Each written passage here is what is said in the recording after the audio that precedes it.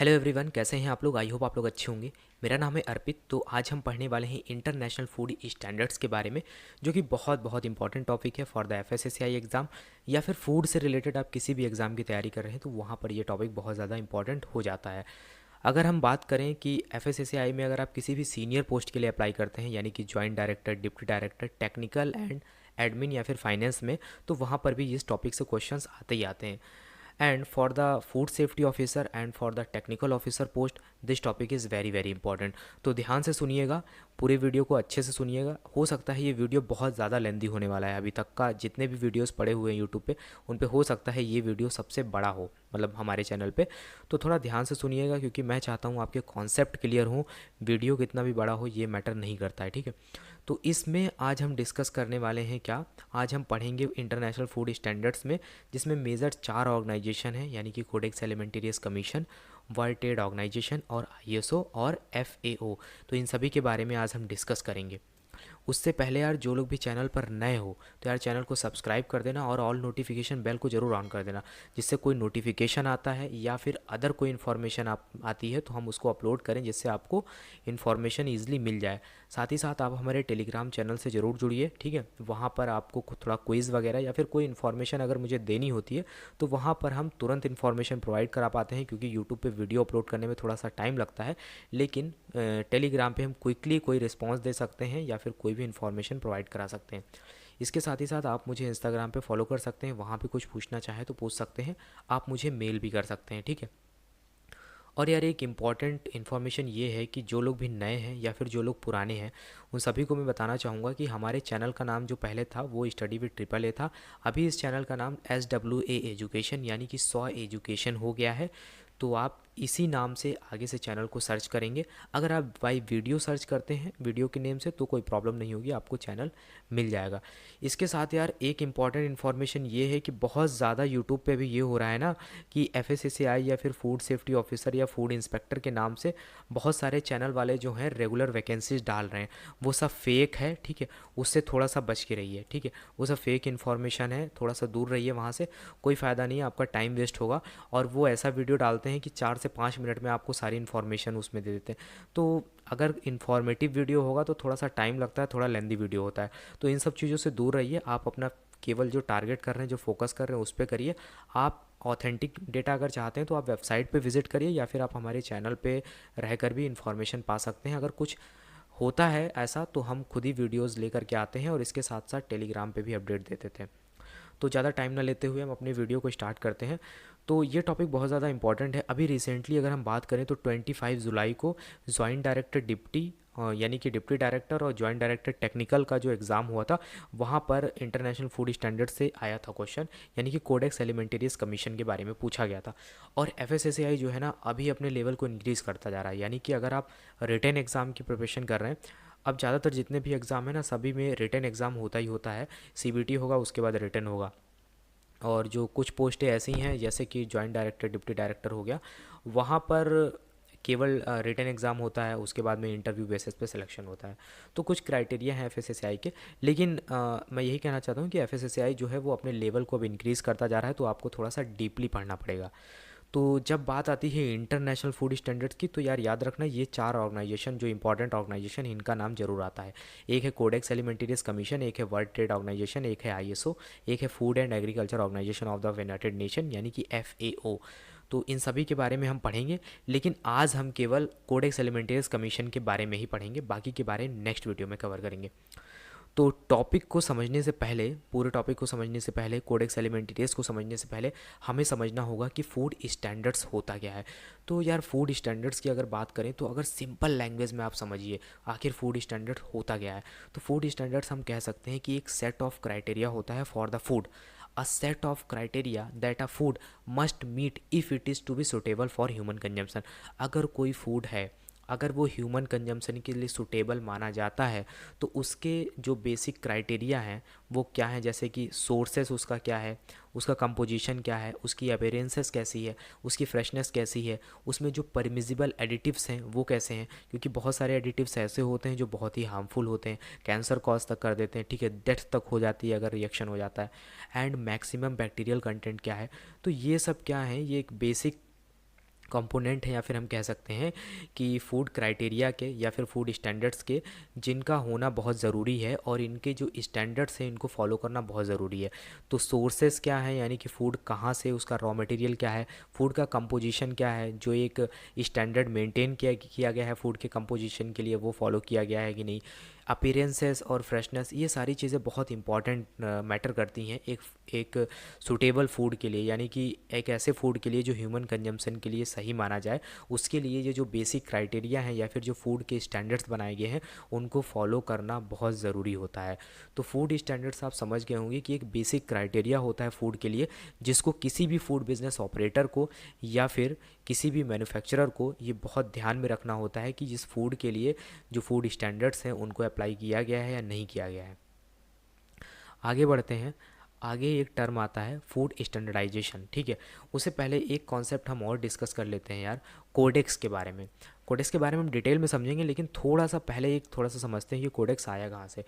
देखो, एक ऑर्गेनाइजेशन है, जैसे कि WTO के बारे में हो गया, ठीक है, एक FAO हो गया, ठीक है, और एक हो गया क्या, WHO। ये जो तीन ऑर्गेनाइजेशन है, जैसे कि WTO है। अब WTO का काम क्या होता है, WTO यानी कि वर्ल्ड ट्रेड ऑर्गेनाइजेशन, इसका मेजर काम यही होता है कि जो ग्लोबल लेवल पे जो भी ट्रेड हो रहा है वो ट्रेड स्मूथ तरीके से हो सके।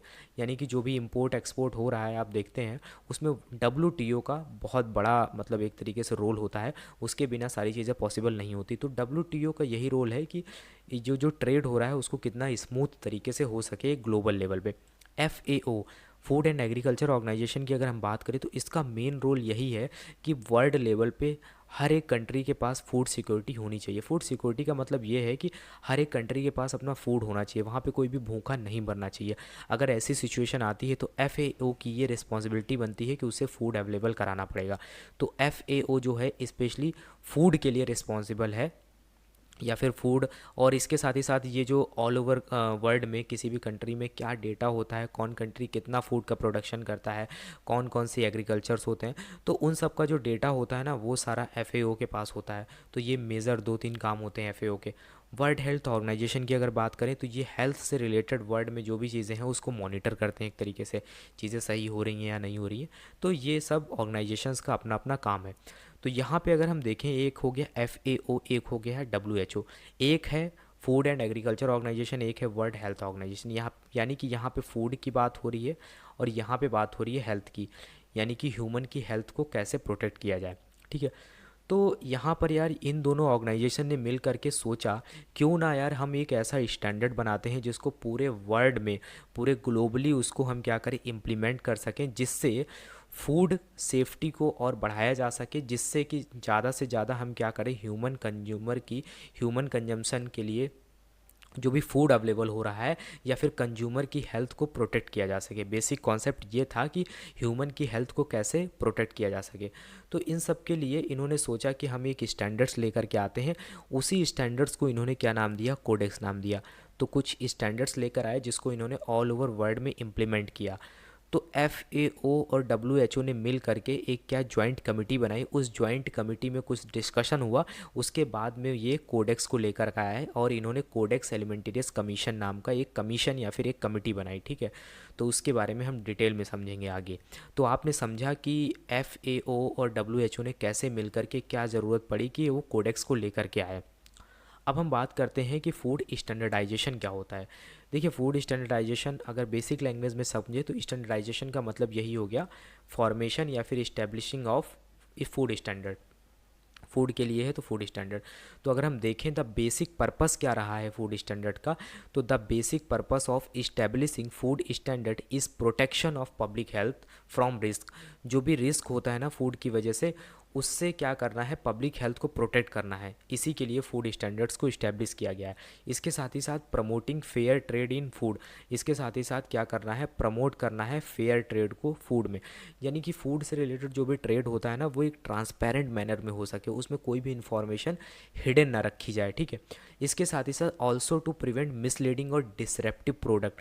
मिसलीडिंग और डिसरप्टिव प्रोडक्ट का मतलब ये है कि अगर कोई भी फूड बिजनेस ऑपरेटर कोई फूड सेल कर रहा है, उसकी पैकिंग कर रहा है, पैकिंग यानी कि उसके बाद लेबलिंग भी कर रहा है, तो लेबलिंग में वो जो इन्फॉर्मेशन प्रोवाइड कर रहे हैं ना रैपर के ऊपर में, वो इन्फॉर्मेशन सही है या नहीं है।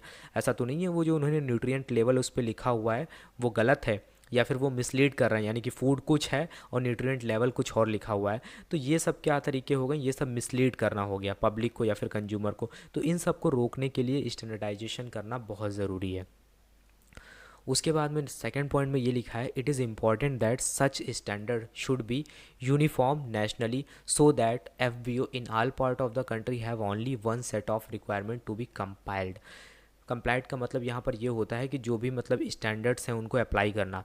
तो यहाँ पर ये है कि ये इम्पॉर्टेंट होना चाहिए, ये भी फूड स्टैंडर्ड्स हैं उनको यूनिफॉर्म होना चाहिए एक नेशनल लेवल पे, जिससे कोई भी फूड बिजनेस ऑपरेटर, चाहे वो केरला से हो या तमिलनाडु से हो, चाहे वो दिल्ली में बिजनेस कर रहा हो, चाहे जम्मू कश्मीर में या फिर बिहार में, कहीं भी मतलब ऑल ओवर कंट्री के किसी भी रीजन में, चाहे साउथ में हो, चाहे नॉर्थ में, चाहे नॉर्थ ईस्ट में, तो जो भी वो स्टैंडर्ड्स को यूज़ कर रहे हैं, स्टैंडर्ड्स को अप्लाई कर रहे हैं, वो सारे कॉमन होने चाहिए, जिससे आपस में फूड बिजनेस ऑपरेटर में कोई कन्फ्यूज़न ना हो और सारा जो सिस्टम है वो एक ट्रांसपेरेंट मैनर में हो सके। लास्ट में लिखा हुआ है, the entire process of standard setting is carried out in a transparent manner involving all stake holder. कहने का मतलब ये है कि ये जो पूरा प्रोसेस होता है, अब जैसे कि जब भी फूड स्टैंडर्ड्स बनाए जाते हैं तो उसमें क्या होता है, जो भी स्टेक होल्डर्स होते हैं इनको इन्वॉल्व किया जाता है, और ये जो पूरा प्रोसेस होता है ना, ये जो कैरिड आउट होता है, ये पूरा एक ट्रांसपेरेंट मैनर में होता है। यहाँ पर किसी भी चीज़ को हिडन नहीं रखा जाता है। देखो अभी हमने समझ लिया कि फ़ूड स्टैंडर्ड क्या होता है, थोड़ा सा कोडेक्स के बारे में समझ लिया, और हमने फूड स्टैंडर्डाइजेशन के बारे में देख लिया। अब हम यहाँ पे पढ़ेंगे इंटरनेशनल फूड स्टैंडर्ड्स के बारे में कौन कौन से हैं। तो there has been several international organization and agreement which have played a role in enhancing food safety, quality and security, also facilitating research and trade. यहाँ कहने का मतलब ये है कि कुछ ऐसे ऑर्गेनाइजेशन हैं जो क्या कर रहे हैं, या फिर ऑर्गेनाइजेशन है या फिर एग्रीमेंट हैं जो कि इंपॉर्टेंट रोल प्ले कर रहे हैं फूड सेफ्टी, फूड क्वालिटी और फूड सिक्योरिटी को इन्हेंस करने में। इसके साथ ही साथ वो फैसिलिटेट भी कर रहे हैं रिसर्च और ट्रेड को। रिसर्च और ट्रेड को इसलिए फैसिलिटेट कर रहे हैं जिससे ज़्यादा से ज़्यादा इंटरनेशनल फूड स्टैंडर्ड्स हैं उनका इलेबोरेशन हो सके, ज़्यादा से ज़्यादा इंटरनेशनल फूड स्टैंडर्ड को एक्सटेंड किया जा सके।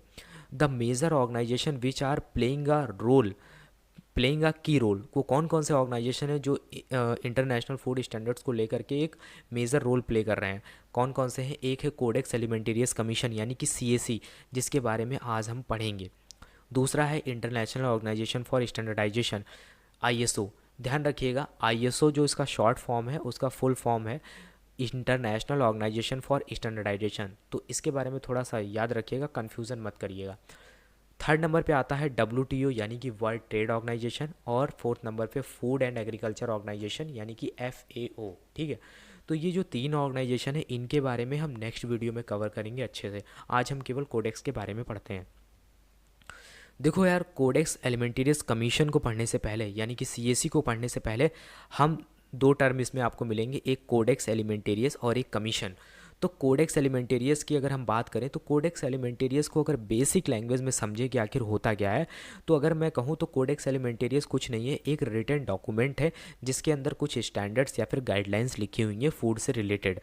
तो अगर हम देखें यहाँ पर क्या लिखा हुआ है, the collection of food standard, एक कलेक्शन है फूड स्टैंडर्ड्स का एंड गाइडलाइंस का, रिलेटेड टैक्स है, गाइडलाइन से रिलेटेड टैक्स है, अडॉप्टेड बाय एलिमेंटेरियस कमीशन, और जिसको अडॉप्ट किसने किया है, एलिमेंटेरियस कमीशन ने। तो इसको हम क्या बोल सकते हैं, पूरे को जब एक साथ मिलकर ये काम करता है तो हम इसको कोडेक्स एलिमेंटेरियस कमीशन बोलते हैं। अब क्या था यार, जैसे कि ये कोडेक्स तो आ गया, अब ये कोडेक्स तो आया, ठीक है, कोडेक्स एलिमेंटेरियस आ गया। अब क्या होगा, इस कोडेक्स एलिमेंटेरियस को एक तरीके से पूरे वर्ल्ड में इम्प्लीमेंट करने के लिए कोई ना कोई एक कमीशन होना चाहिए ना, एक टीम होनी चाहिए, एक कमेटी होनी चाहिए ना, जिसको बनाया गया उसको कमीशन बोला गया, एलिमेंटेरियस कमीशन बोला गया। इसी वजह से इस पूरे टर्म को क्या बोलते हैं, कोडेक्स एलिमेंटेरियस कमीशन। यानी कहने का मतलब है जब कोडेक्स है या फिर जो भी फूड स्टैंडर्ड है उसको जो इम्प्लीमेंट करना है, उसको जो लास्ट में एकदम फाइनल अप्रूवल कौन देगा, CAC देगा, यानी कि कोडेक्स एलिमेंटेरियस कमीशन देगा। तो इस वजह से इसको कोडेक्स एलिमेंटेरियस कमीशन बोलते हैं। The term Codex Alimentarius Commission is Latin that means food code. ये एक लैटिन वर्ड है जिसका मतलब होता है फूड कोड। और फूड कोड का मतलब यही होता है कि फूड से रिलेटेड कुछ में उसमें कुछ इंपॉर्टेंट स्टैंडर्ड्स या फिर गाइडलाइंस लिखी हुई हैं, ठीक है। तो फूड कोड का मतलब यही होता है। आगे अगर हम देखें, जो कोडेक्स स्टैंडर्ड है आर इंटरनेशनल फूड टेक्स्ट है। ये तो आपको पता ही है ना कि कोडेक्स जो है वो एक तरीके से इंटरनेशनल फूड टेक्स्ट है, जो जितने भी मेंबर्स हैं कोडेक्स के सभी कंट्री में वो अप्लाई होता है, ठीक है। इसमें क्या क्या है, इसमें इंक्लूड है फूड स्टैंडर्ड्स, कुछ फूड के स्टैंडर्ड्स हैं। इसके साथ ही साथ इसमें क्या है, कोड ऑफ प्रैक्टिस है और कोड ऑफ हाइजीन प्रैक्टिस है। अब कोड ऑफ प्रैक्टिस क्या होता है, देखो यार, कोड ऑफ प्रैक्टिस का मतलब ये होता है कि अगर हम बात करें कि जैसे कोई रिटर्न डॉक्यूमेंट्स है जिसमें एक तरीके से किसी भी वर्क को अगर आपको करना है, किसी पर्टिकुलर वर्क को अगर परफॉर्म करना है, तो उसको प्रोफेशनली कैसे परफॉर्म करना है, हाउ टू परफॉर्म प्रोफेशनली। तो किसी भी वर्क को परफॉर्म करने के लिए जो चीज़ें लिखी होती हैं उसको हम बोलते हैं कोड ऑफ प्रैक्टिस। अब फूड के केस में अगर हम बात करें तो फूड के केस में जैसे कि फूड की मैन्युफैक्चरिंग हो गई, फूड की प्रोसेसिंग हो गई, फूड का डिस्ट्रीब्यूशन हो गया, फूड की स्टोरेज हो गई, तो ये सारी चीज़ें आप कैसे एक वेल प्रोफेशनल मैनर में कैसे करेंगे, तो वो सारी चीज़ें कोड ऑफ प्रैक्टिस में लिखी हैं। कोड ऑफ हाइजीन, तो कोड ऑफ प्रैक्टिस एक ब्रॉड टर्म है। कोड ऑफ हाइजीन प्रैक्टिस की अगर बात करें तो जैसे कि आपने पढ़ा है ना फूड सेफ्टी मैनेजमेंट सिस्टम, जिसमें HACCP की बात आती है, तो HACCP के प्रिंसिपल्स जो हैं आप देखेंगे कि ऑल ओवर इंडस्ट्री में अप्लाई होते हैं। इसके साथ ही साथ जो भी बड़े बड़े होटल्स हैं वहाँ पे भी अप्लाई होते हैं, ठीक है, हाइजीन को मेंटेन करने के लिए। इसके साथ ही साथ गाइडलाइंस हैं कुछ, एंड अदर रिकमेंडेशंस भी हैं इसमें। और इसको इस्टेब्लिश किस लिए किया गया था, establish to protect the health of the consumers. तो कंज्यूमर की हेल्थ को प्रोटेक्ट करने के लिए ही इसे इस्टेब्लिश किया गया था। तो कोडेक्स एलिमेंटेरियस कमीशन का जो बेसिक एक एम अगर कोई पूछे आपसे एक लाइन में क्यों इसको लाया गया, तो इसको इसीलिए लाया गया कि जिससे प्रोटेक्ट किया जा सके हेल्थ ऑफ द कंज्यूमर। आगे अगर हम बात करें दोस्तों, तो आगे अगर हम पढ़ेंगे तो उसके आगे जो टॉपिक है वो ये है कि इस्टेब्लिशमेंट ऑफ CAC, यानी कि कोडेक्स एलिमेंटेरियस कमीशन का इस्टेब्लिशमेंट कैसे हुआ। तो देखते हैं, यानी कि द कोडेक्स एलिमेंटेरियस कमीशन यानी कि CAC was created in 1963 by food and agriculture organization of the United Nation and the World Health Organization, यानी कि FAO, और इसके साथ ही साथ किसने, WHO। इन दोनों ने मिल करके क्या किया है, कोडेक्स एलिमेंटेरियस को इस्टेब्लिश किया है 1963 में, ठीक। अब इसका एम क्या है, इसको क्यों भाई ऐसा लाया गया, क्यों सेटअप किया गया। तो जैसा कि आपको बताया है कि दोनों ही ऑर्गेनाइजेशन ने ये सोचा कि फूड स्टैंडर्ड्स को मेंटेन करना बहुत ज़रूरी है, जिससे कि फूड सेफ्टी को बढ़ाया जा सके और कंज्यूमर की हेल्थ को प्रोटेक्ट किया जा सके। तो इसका एम क्या था, टू डेवलप फूड स्टैंडर्ड को डेवलप करने के लिए, साथ ही साथ guidelines and related text such as code of practice under the joint food standard program. तो जॉइंट फूड स्टैंडर्ड प्रोग्राम किसके द्वारा चलाया गया था, इसके द्वारा बनाया गया था FAO और WHO के द्वारा। और किस लिए CAC को मतलब डेवलप किया गया था, जिससे फूड स्टैंडर्ड्स और गाइडलाइंस को डेवलप किया जा सके। तो जो मेन पर्पस है, the main purpose of this program, इस प्रोग्राम का मेन पर्पस क्या था, is to protect the health of consumer. यहाँ पे ऐसा हुआ ना कि WHO और FAO इन्होंने जो प्रोग्राम डेवलप किया फूड स्टैंडर्ड प्रोग्राम, इनका भी एक मतलब मोटिव यही था, इनका भी एम यही था कि किस तरीके से हम कंज्यूमर की हेल्थ को प्रोटेक्ट करें। इसी वजह से ये कोडेक्स को लेकर के आया और कोडेक्स के ऊपर ये जिम्मेदारी दे दी कि आपको अब कैसे काम करना है, और एक कमीशन बना दिया। उस कमीशन को बोला गया CAC। अब CAC को बोला गया कि आपको पूरा हम हैंडओवर कर रहे हैं, आपको पूरे वर्ल्ड लेवल पे क्या करना है, जो भी फूड के स्टैंडर्ड्स हैं उनको इम्प्लीमेंट करना है और ज़्यादा से ज़्यादा इसको इलेबोरेट करना है, यानी कि एक्सटेंड करना है, जितना ज़्यादा इसको बढ़ाया जा सकता है। तो जो बेसिक पर्पस था इसका यही था। इसके साथ ही साथ ensure fair practices in the food trade, जैसा कि जो भी फूड ट्रेड हो रहा है उसमें जो है प्रैक्टिसेस जो भी, यानी कि फेयर ट्रेड हो सके, उसमें कोई भी हिडन या फिर पूरी ट्रांसपेरेंसी रहे, यानी कि हिडन इन्फॉर्मेशन ना हो कोई। And promote coordination of all food standard work, यानी इसके साथ ही साथ जो coordination of all standard work है उसको प्रमोट भी करना, जो undertaken by international governmental and non governmental organization, यानी कि इंटरनेशनल या फिर नॉन गवर्नमेंटल ऑर्गेनाइजेशन के द्वारा जो भी वर्क किया जा रहा है उसमें जो भी फूड स्टैंडर्ड्स हैं उसमें एक तरीके से कोऑर्डिनेशन बनाया जाए, इसके लिए भी प्रमोट किया, इसके लिए भी प्रमोट करना, ये भी इनका एक एम है। अगर हम आगे बात करें तो CAC the CAC is an inter governmental body. बहुत इंपॉर्टेंट लाइन लिखिए, इंटर गवर्नमेंटल बॉडी का मतलब यहाँ पे ये है कि ये सोवेरियन स्टेट को मिलाकर बनाया गया। अब सोवेरियन स्टेट क्या होते हैं? सोवेरियन स्टेट का मतलब ये है कि जो इंडिपेंडेंट कंट्री हैं उन्होंने पार्टिसिपेट किया है और इसमें, और उन्होंने मिलकर ही CAC को बनाया है। तो जिसमें कि 189 कोडेक्स मेंबर हैं इस टाइम पे, और उसमें भी अगर हम बात करें तो 188 मेंबर जो हैं वो कंट्रीज़ से हैं और 1 मेंबर है फ्रॉम ऑर्गेनाइजेशन। यानी कि में पार्टिसिपेंट कंट्रीज़ में पार्टिसिपेट करते हैं तो 188 मेंबर कंट्री से हैं और 1 मेंबर ऑर्गेनाइजेशन से है, ठीक है, CAC में। ये इंपॉर्टेंट चीज़ें को याद रखिएगा। एक इंपॉर्टेंट लाइन यहाँ पर ये भी लिखी है कि India became the member of Codex Alimentarius in 1964। कभी क्वेश्चन पूछा जा सकता है कि जो इंडिया है कब कोडेक्स एलिमेंटेरियस का सदस्य बना था या फिर मेंबर बना था, तो वो बना था 1964 में। आगे क्या दिया गया है? CAC has become the single most important international reference point of developments associate with food standard. तो CAC तो वैसे भी एक तरीके से एक single most important international point है फूड स्टैंडर्ड्स के लिए, ठीक है। नेक्स्ट पॉइंट में क्या है? The documents published by the CAC is Codex Alimentarius. तो CAC यानी कि कोडेक्स एलिमेंटेरियस कमीशन ने जिस डॉक्यूमेंट्स को पब्लिश किया है जिसमें स्टैंडर्ड्स लिखे हुए हैं वो क्या है? वो है Codex Alimentarius which means food code, जिसका मतलब होता है food code, and is a collection of internationally adopted food code, जो कि एक कलेक्शन है internationally adopted food code standards का। जो डिफरेंट कंट्रीज़ हैं use Codex standards to develop national standard. तो बहुत सारे जो कंट्रीज़ हैं, डिफरेंट कंट्रीज़ हैं, वो कोडेक्स स्टैंडर्ड्स का यूज़ करते हैं अपने नेशनल स्टैंडर्ड्स को बनाने के लिए। हमारे इंडिया में भी यही हुआ है, चाहे आप फूड स्टैंडर्ड एक्ट 2006 की बात करें या फिर FSSAI की बात करें, उसमें जो सारे प्रिंसिपल्स जिनको यूज़ किया गया है, जिनको बेस बना के रूल्स एंड रेगुलेशंस बनाए गए हैं, वो कोडेक्स से ही लिए गए हैं, ठीक है। इसलिए कोडेक्स बहुत ज़्यादा इंपॉर्टेंट हो जाता है। इसलिए अगर आप फूड से रिलेटेड एग्जाम देते हैं FSSAI में तो ये टॉपिक इसी वजह से बहुत ज़्यादा इंपॉर्टेंट हो जाता है, क्योंकि यही जितने भी रूल्स एंड रेगुलेशन है फूड से रिलेटेड उसका ओरिजिन यही है। यहाँ पे यार कुछ इन्फॉर्मेशन दी गई हैं, जैसे कि अगर आप CBT एग्ज़ाम दे रहे हैं या फिर ऑब्जेक्टिव क्वेश्चंस कहीं पे पूछे जाते हैं तो वहाँ पर यहाँ से क्वेश्चंस आ जाते हैं। जनरल अगर नॉर्मल क्वेश्चन पूछे जाते हैं कोडेक्स से तो एक हो गया पेरेंट ऑर्गेनाइजेशन कौन है? तो पेरेंट ऑर्गेनाइजेशन यानी कि WHO और FAO हैं, दोनों ने मिल करके इसे बनाया है। मेंबर की बात करें तो प्रेजेंट टाइम पे 189 मेंबर हैं, कभी घटते बढ़ते रहते हैं, पहले 186 थे, अभी 189 हो गए। ये कब स्टार्ट हुआ था? ये स्टार्ट हुआ था मई 1963 में। वैसे अगर देखा जाए तो 1962 में कोडेक्स जो है कोडेक्स एलिमेंटेरियस कमीशन इस्टेब्लिश हो गया था, लेकिन इसने अपनी वर्किंग जो है 1963 में स्टार्ट करी थी, ठीक है। तो अगर कभी ऑप्शन में 1963 नहीं है तो आप 1962 को टिक कर सकते हैं। इसका हेडक्वार्टर की अगर बात करें तो वो कहाँ पर है? वो है रोम में, ठीक है। तो आई होप आपको इतना अभी बेसिक जो है वो क्लियर हो गया होगा। अब हम थोड़ा डिटेल में बढ़ते हैं आगे। तो टॉपिक थोड़ा लेंदी हो रहा है, लेकिन आप टुकड़ों में उसको देख सकते हैं, एक बार में मत देखिएगा, लेकिन पूरा देखेंगे तभी समझ में आएगा। अब बहुत इंपॉर्टेंट टॉपिक आता है। अभी तक तो हमने देख लिया कि कोडेक्स के बारे में, इंटरनेशनल स्टैंडर्ड्स के बारे में।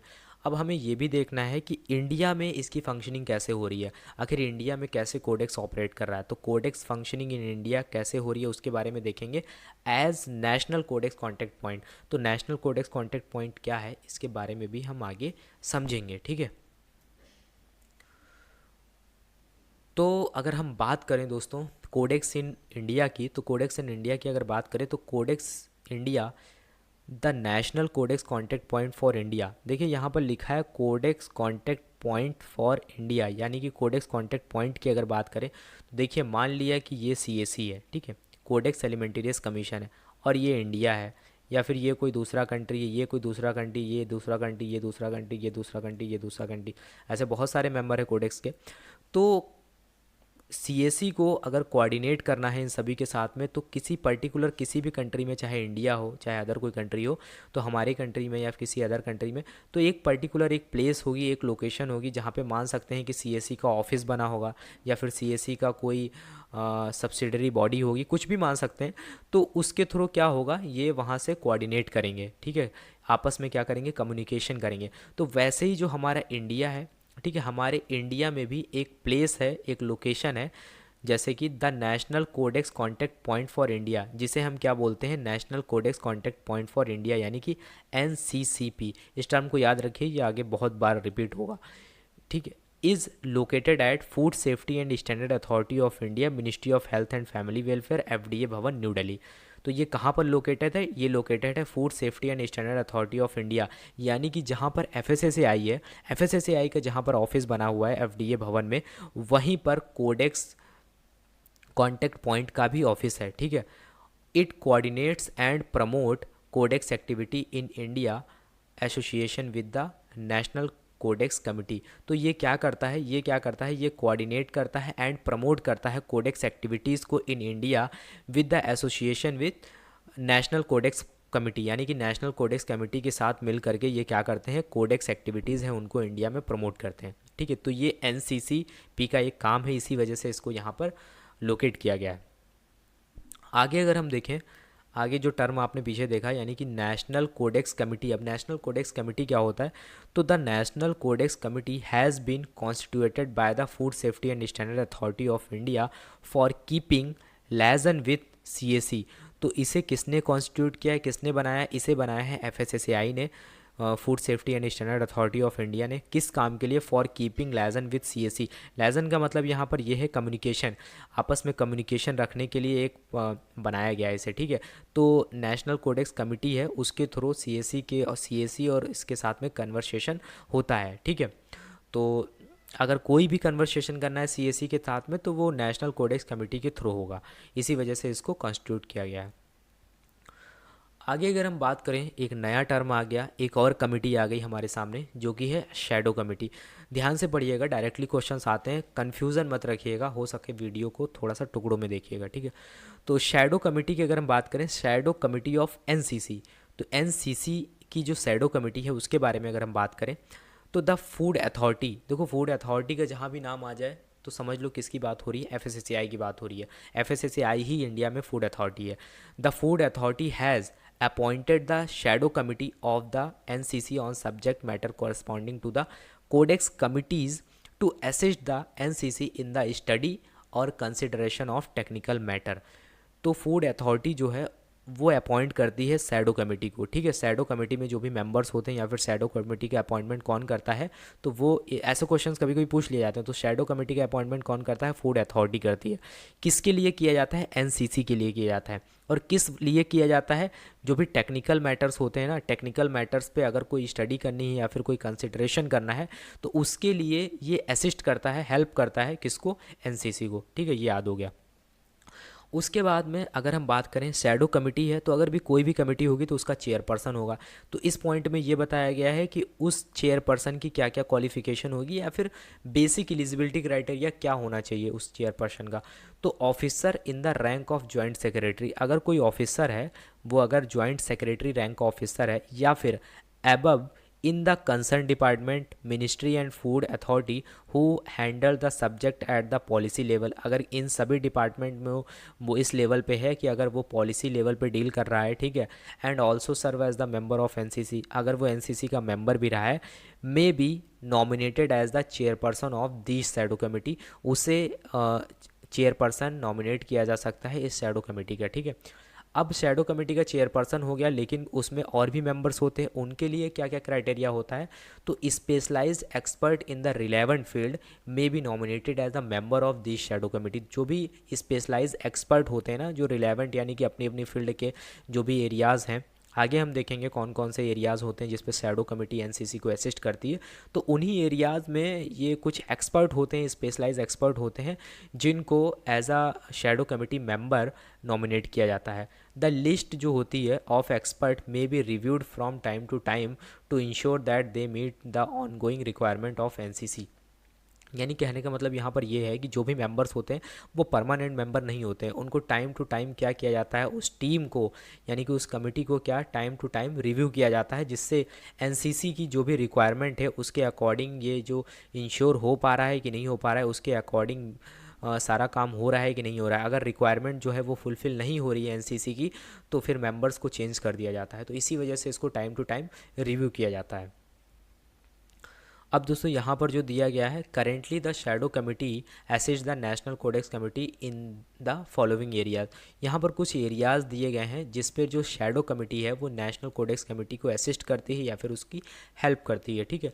तो एक तो हो गया नेशनल कोडेक्स एलिमेंटेरियस कमीशन। तो कोडेक्स एलिमेंटेरियस कमीशन से रिलेटेड अगर कोई कंसर्न है, कोई स्टडी है, कोई इशू है, कुछ भी है, तो वहाँ पर ये shadow committee national Codex committee को असिस्ट कर सकती है। इसके बाद में executive committee of the Codex Alimentarius Commission, इससे रिलेटेड अगर कुछ है तो वहाँ पे। इसके साथ में जनरल प्रिंसिपल्स या फिर food labelling, analysis and sampling, pesticide या फिर वेटनरी। तो ये कुछ पॉइंट है, अगर इससे रिलेटेड कोई इशू होता है, कोई कंसर्न होता है, कोई स्टडी होती है, तो वहाँ पर जो है शैडो कमेटी क्या कर सकती है, असिस्ट कर सकती है किसको, नेशनल कोडेक्स कमेटी को, यानी कि एनसीसी को।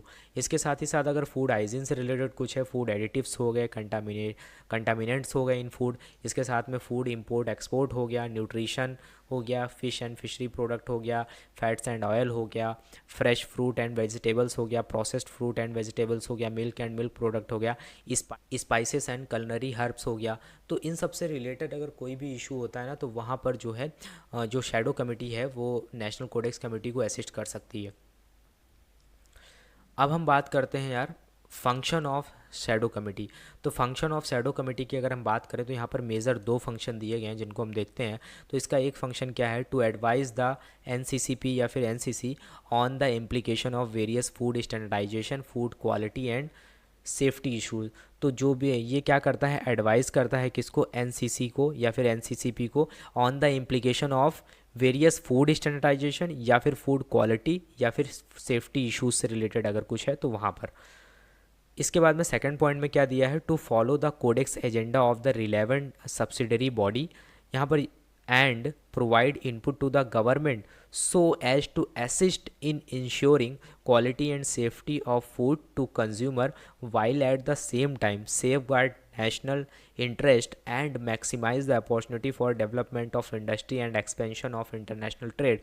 तो इस पूरे पॉइंट को अगर हम समझें तो यहाँ पर क्या कहा जा रहा है, कह रहा है कि जो फंक्शन ऑफ शैडो कमेटी की बात हो रही है, तो शैडो कमेटी का क्या फंक्शन है, ये फंक्शन है to follow the Codex agenda of relevant subsidiary body, यानी कि सब्सिडरी बॉडी के द्वारा जो भी कोडेक्स एजेंडा है उसको क्या करना, उसको फॉलो करना, साथ ही साथ गवर्नमेंट को कुछ इनपुट प्रोवाइड करना। इनपुट प्रोवाइड करना इस वजह से जिससे गवर्नमेंट को एक हेल्प मिल सके और वो उस इंफॉर्मेशन या फिर उस डेटा का यूज़ कर सके और उनको हेल्प मिल सके जिससे वो इंश्योर कर सकें quality and safety of the food to the human consumption या फिर टू द कंज्यूमर। वाइल इसके साथ ही साथ सेम टाइम पे इसके साथ ही साथ जो सेफ गार्ड नेशनल इंटरेस्ट, यानी कि राष्ट्र के हित में, राष्ट्र के हित के लिए मैक्सिमाइज द अपॉर्चुनिटी को मैक्सिमाइज करना फॉर डेवलपमेंट ऑफ इंडस्ट्री के डेवलपमेंट के लिए, जिससे एक्सपेंशन ऑफ इंटरनेशनल ट्रेड हो सके। क्योंकि जब इंडस्ट्री का डेवलपमेंट होगा तभी क्या होगा, एक्सपेंशन ऑफ इंटरनेशनल ट्रेड होगा। तो यहाँ पर ये भी एक शैडो कमेटी का फंक्शन है, ये भी उसे करना होता है। और अगर हम बात करें आगे जो है क्या दिया गया है, core function of NCCP in India, यानी कि एनसीसीपी के कोर फंक्शंस क्या हैं, तो उसको हम अगर एक एक 1 बाय 1 देखें तो पहला फंक्शन यहाँ पर ये दिया गया है, act as a link between Codex secretariat, national Codex committee and shadow committee. तो ये क्या करता है, एक तरीके से लिंक बना करके रखता है किसके किसके बीच में, कोडेक्स सेक्रेटेरिएट। देखिए सीएसी यानी कि कोडेक्स एलिमेंटेरियस कमीशन का जो भी ऑफिशियल वर्क जितना होता है वो कोडेक्स सेक्रेटेरिएट से होता है, ठीक है। तो कोडेक्स सेक्रेटेरियस और national Codex committee and shadow committee के बीच में एक चेन बना करके रखना, ठीक है, इनके बीच में लिंक बना करके रखना, ये एक कोर फंक्शन हो गया इसका एनसीसीपी का। सेकंड पॉइंट में लिखा है coordinate all relevant Codex activities within the India, ठीक है, कोऑर्डिनेट करना ऑल रिलेवेंट कोडेक्स एक्टिविटीज़ को पूरे इंडिया में। थर्ड पॉइंट बहुत इंपॉर्टेंट है, इसको समझिएगा, receive all Codex final text, जो भी कोडेक्स फाइनल टेक्स्ट हैं उनको रिसीव करना, जिस and working documents of Codex session. एक तो कोडेक्स फाइनल जो कोडेक्स डॉक्यूमेंट्स है उसको रिसीव करना, इसके साथ ही साथ जो वर्किंग डॉक्यूमेंट्स है उनको रिसीव करना of Codex session and ensure that these are circulated to those concern.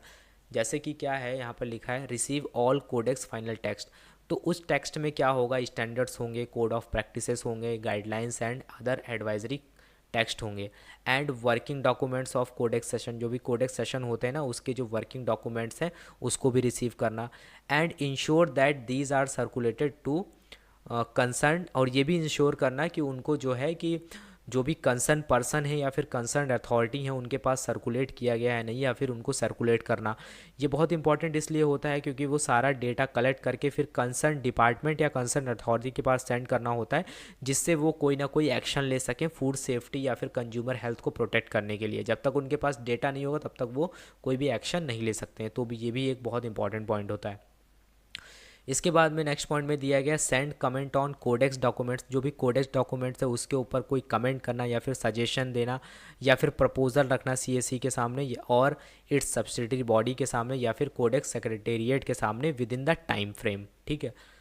Next point में क्या लिखा है, work in close cooperation with the national Codex committee and its shadow committee. तो ये इसका एक बहुत इंपॉर्टेंट कोर फंक्शन है कि एक तरीके से इनको कोऑपरेशन बना के रखना है, क्लोज कोऑपरेशन बना करके रखना है नेशनल कोडेक्स कमेटी और शैडो कमेटी के बीच में। आगे क्या लिखा हुआ है नेक्स्ट पॉइंट में, act as a channel for exchange of information and coordination of activities with other Codex member. यहाँ कहने का मतलब ये है कि इसको एक चैनल की तरह काम करना है for exchange of information and coordination of activities with other member. Other member का मतलब यहाँ पर ये समझिए कि जो कोडेक्स है उसमें डिफरेंट डिफरेंट कंट्री के मेंबर है ना, तो यहाँ पर कोडेक्स मेंबर का मतलब हो रहा है डिफरेंट डिफरेंट कंट्रीज़ की बात हो रही है। तो कंट्रीज़ के बीच में इनके मतलब एक ऐसा चैनल बना करके रखना है जिससे एक्सचेंज ऑफ इंफॉर्मेशन और कोऑर्डिनेशन ऑफ एक्टिविटीज़ आसानी से हो सके। नेक्स्ट पॉइंट में क्या लिखा है, receive invitation for Codex session. जो भी कोडेक्स सेशंस वगैरह होते हैं ना, उसके लिए एक तरीके से उसका जो सेशंस वगैरह होते हैं उनके लिए जो इनविटेशन है उसको रिसीव करना, ये एक इसका कोर फंक्शन है। ठीक है। And inform to the relevant chairperson and the Codex secretariat. उसके बाद में जो भी रिलेवेंट चेयरपर्सन है या फिर कोडेक्स सेक्रेटेरिएट है, दोनों ही को इन्फॉर्म करना। क्या इन्फॉर्म करना, उन पर्सन्स के नाम को इन्फॉर्म करना जो पार्टिसिपेट कर रहे हैं कोडेक्स सेशन में और इंडिया को रिप्रेजेंट करेंगे। ठीक है। तो आप समझ गए, एक तो काम हो गया रिसीव करना इनविटेशन का फॉर कोडेक्स सेशन, और उसके साथ ही साथ जो चेयरपर्सन है कोडेक्स सेक्रेटेरिएट है उनको इन्फॉर्म करना, उन पर्सन्स के नाम को इन्फॉर्म करना जो पार्टिसिपेट कर रहे हैं इंडिया की तरफ से और इंडिया को वहाँ पर रिप्रेजेंट करेंगे। नेक्स्ट पॉइंट में लिखा है promote Codex activity throughout the India. ठीक है। ये तो सभी का लगभग एम ही है, सबका काम है कि पूरे इंडिया में कोडेक्स एक्टिविटीज़ हैं उनको प्रमोट करना। Build capacity in country to effectively take up Codex work. और ऐसे ये कैपेसिटी को बिल्ड करना जिससे कंट्री में एक तरीके से इफेक्टिव तरीके से कोडेक्स वर्क जो है वो हो सके। ठीक है। तो आई होप आपको समझ में आ रहा होगा। ठीक है। अगर नहीं समझ में आ रहा है एक बार और वीडियो को देखिएगा, लेकिन कोडेक्स को मत छोड़िएगा, बहुत बहुत इंपॉर्टेंट है। उसके बाद में अब हम बात करते हैं रिस्पॉन्सिबिलिटीज़ ऑफ एनसीसीपी। ठीक है। अब रिस्पॉन्सिबिलिटीज़ क्या है एनसीसीपी की, इनके बारे में हम डिस्कस करेंगे। तो in order to be able to discharge its core function the NCCP shall have the following responsibilities. तो फॉलोइंग रिस्पॉन्सिबिलिटीज़ कौन कौन सी हैं इसके बारे में देखें। तो undertake secretariat responsibilities to the national Codex committee. कहने का मतलब ये है कि नेशनल कोडेक्स कमेटी के लिए जो भी सेक्रेटेरिएट की रिस्पॉन्सिबिलिटी है उनको निभाना, ये एनसीसीपी का एक काम हो गया। Act as the contact point for country for maintaining liaison with the Codex secretariat in elaborating international food standard. तो यहाँ पे अब देखेंगे कि जो एनसीसीपी की जो रिस्पॉन्सिबिलिटी है उसकी रिस्पॉन्सिबिलिटी यहाँ पर यही है कि उसको इलेबोरेट करना है इंटरनेशनल फूड स्टैंडर्ड को। तो यहाँ पर जैसे लिखा हुआ है act as the contact point for the country.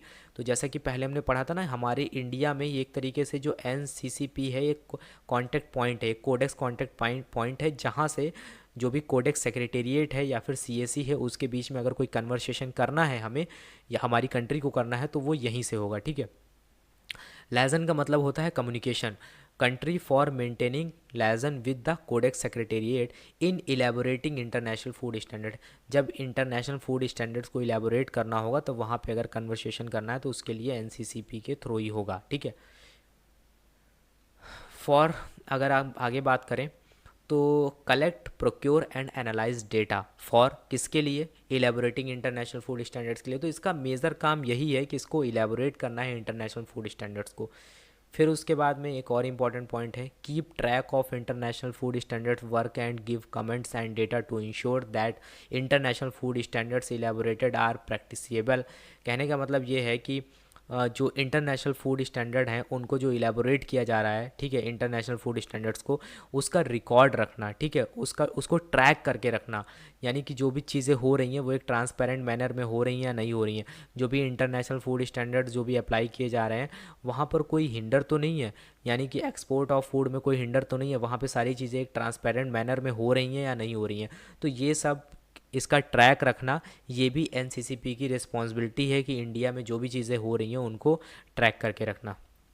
इससे रिलेटेड नेक्स्ट पॉइंट में लिखा हुआ है undertake study and research work, study और रिसर्च वर्क करना टू सॉल्व एनी प्रॉब्लम को सॉल्व करने के लिए स्टडी और रिसर्च वर्क को करना, resulting from elaboration of international food standard. International food standard के इलेबोरेशन के टाइम पे अगर कोई भी प्रॉब्लम आ रही है तो उसको सॉल्व करने के लिए स्टडी और रिसर्च वर्क करना, ये भी एक इसका रिस्पॉन्सिबिलिटी है। Encourage food manufacturer to improve quality and hygiene management to meet requirement of international food standard.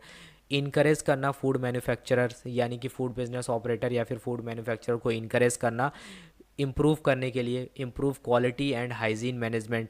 तो ये सब बहुत ज़रूरी है कि उनको इनकरेज जब करेंगे तो और ज़्यादा हम फूड स्टैंडर्ड्स को मेंटेन कर सकते हैं, और ज़्यादा फूड सेफ्टी को बढ़ा सकते हैं, और हाइजीन को मेंटेन कर सकते हैं, और हम मीट कर सकते हैं requirement of international food standard. जो इंटरनेशनल फूड स्टैंडर्ड्स की जो रिक्वायरमेंट है उसको अगर मीट करना है तो हमें ये सब चीज़ें करनी पड़ेंगी, ठीक है। इसके साथ ही साथ disseminate information of standard. Disseminate का मतलब है अपनी जो भी इंफॉर्मेशन है उसको प्रसारित करना, ठीक है, उसको भेजना, फैलाना, या फिर तो disseminate information of food standard and food law to relevant government agencies को भेजना, या फिर प्राइमरी प्रोड्यूसर्स को भेजना, या फिर मैन्युफैक्चरर्स, या फिर एक्सपोर्टर, या फिर कंज्यूमर एंड कंसर्न ऑर्गेनाइजेशन। तो इन सभी को जो भी इंफॉर्मेशन है फूड स्टैंडर्ड से रिलेटेड या फिर फूड लॉ है उनको भेजना, प्रेषित करना, या फिर डिसेमिनेट करना।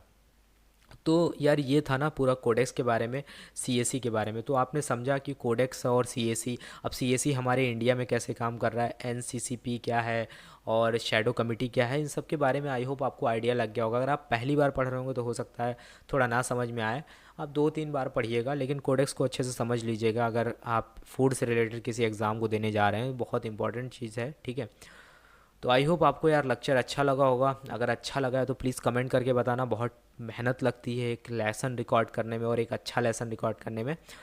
और इसके साथ ही एक इम्पॉर्टेंट इन्फॉर्मेशन, अगर आप एफएसएसएआई से रिलेटेड किसी भी एग्ज़ाम की तैयारी कर रहे हैं तो जो हमारी बुक है एक food safety and standard authority of India के लिए, specially for the food safety officer exam के लिए, तो उसमें लगभग पूरा सिलेबस कवर है, ठीक है। आप उस बुक को ले सकते हैं और उसको पढ़ सकते हैं, ठीक है।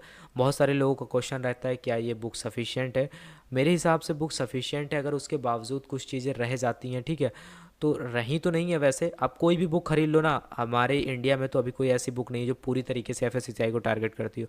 मैंने उसमें लगभग पूरा सिलेबस के अकॉर्डिंग चीज़ों को इंक्लूड किया है। उसके बाद अगर कुछ चीज़ें रह जाती हैं, बाद में अगर कुछ ऐड होता है तो मैं उस बुक को अपडेट करके आपको सेंड कर सकता हूँ, उसके लिए कोई एक्स्ट्रा चार्जेस वगैरह नहीं होता है, ठीक है। तो ये है बुक के बारे में थोड़ा सा, जो भी इंटरेस्टेड हो ले सकते हो। बाकी यूट्यूब पे जो वीडियोस हैं वो मिलते रहेंगे, थोड़ा सा लेट हो जाता है मैं मानता हूँ। तो बाकी यार ख़त्म करते हैं।